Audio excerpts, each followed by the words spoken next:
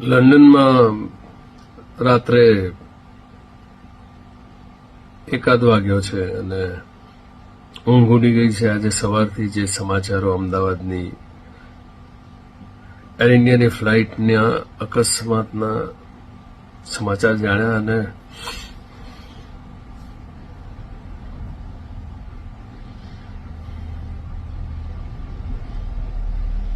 આઘાત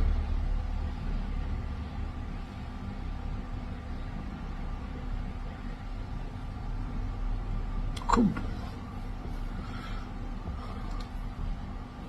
કેટલા પરિવારજનો અહીંયા આવનારા મુસાફરોને વિદાય આપીને પોતાની ગાડીઓમાં કે પોતાના વાહનોમાં ઘર સુધી પહોંચે કે ઘરે પહોંચે અને અચાનક આ સમાચાર મળે કે જેમને વિદાય આપીને આવ્યા છે ઉમંગથી, એમને બીજા સપનાઓની દુનિયા કરતા મૃત્યુના મુખમાં વળાવી આવ્યા હોય એ પ્રકારની એક લાગણી કે આઘાત કે શું થયું હશે એ લોકોનું. કે અહીંયા લંડનમાં છું, અહીંયા દરેક મળતા ગુજરાતીઓના ચહેરા પર એક સન્નાટો છે, ખામોશી છે. કારણ કે ત્યાંથી ઉડનાર દરેક પ્રવાસી અહીંયા કોઈકના ઘરે કોઈક સંબંધો સુધી પહોંચવા માટે ઉડ્યા હતા. એમને આવકારવાની તૈયારીઓ સાથે કેટલા કુટુંબો અહીંયા આજે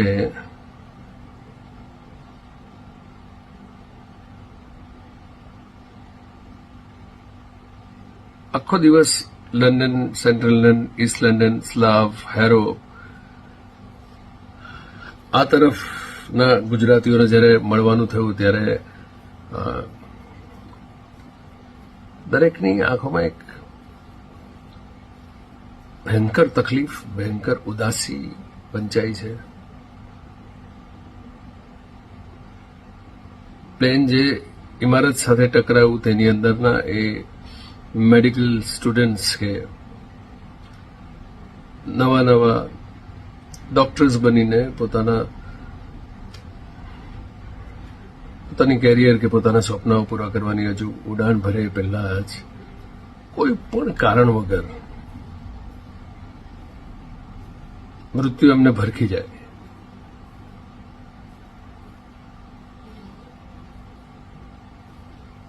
વિજયભાઈ રૂપાણીના સમાચાર 1.5-2 કલાક કન્ફ્યુઝનમાં રહ્યા પછી જ્યારે કન્ફર્મ થાય કે વિજયભાઈ પણ નથી રહ્યા,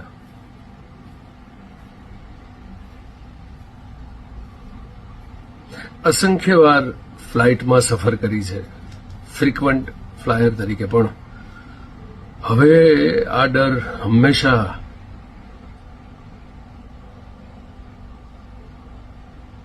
જે વ્યક્તિ ફ્લાય કરવાનું છે એ વ્યક્તિ અને એ ઘરના પરિવારજનોને ચિંતિત રાખશે જ. આઈ ડોન્ટ નો શું જે પ્રકારના વિડીયોઝ, જે પ્રકારના ફોટોગ્રાફ્સ જોવા મળે ત્યારે લાગે કે આ જે સામે દેખાઈ રહ્યું છે એનું એક નામ, એક અસ્તિત્વ હતું અને લાખો લીટર ઈંધણમાં અચાનક જ ઘડીના છઠ્ઠા ભાગમાં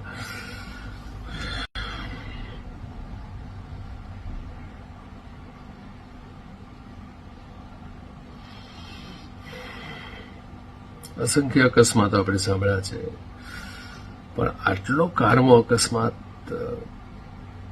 કેવી રીતે જીરવવો એ નથી સમજાતું. કારણ કે નડિયાદ, આણંદ, ખેડા, બનાસકાંઠા, રાજકોટ, ગુજરાતના ખૂણે ખૂણેથી એમાં બેસીને અહીંયાના સપના સાથે બાય બાય કરનાર વ્યક્તિઓને ક્યાં ખબર હતી કે થોડાક 1000 કિલોમીટર દૂરના દેશમાં નથી પહોંચવાના, એ લોકો કોઈક જુદી જ જગ્યાએ પહોંચવાના છે. એક વ્યક્તિ એમાંથી કોને ખબર મોતને હાથથાળી આપીને નીકળી શક્યો, એની મનોદશા શું હશે કે એના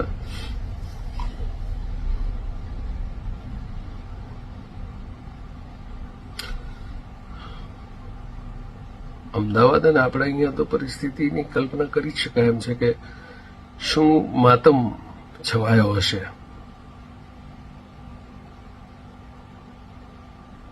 પણ અહીંના દરેકે દરેક ગુજરાતીઓની આંખોમાં એક ભીની પરત, એક અસહ્ય કહી શકાય તેવું મૌન,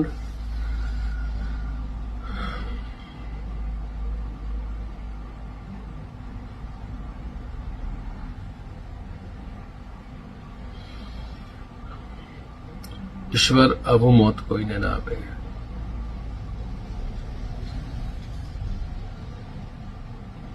જે પણ જીવ આપણી વચ્ચેથી આ અકસ્માતમાં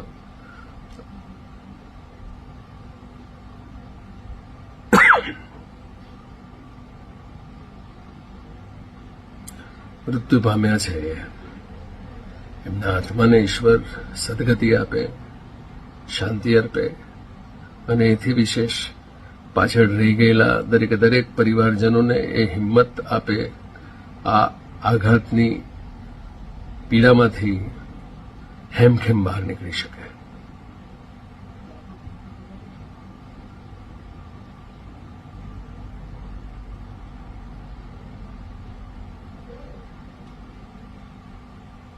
આટલો ભયંકર અકસ્માત જિંદગીમાં જોયો નથી.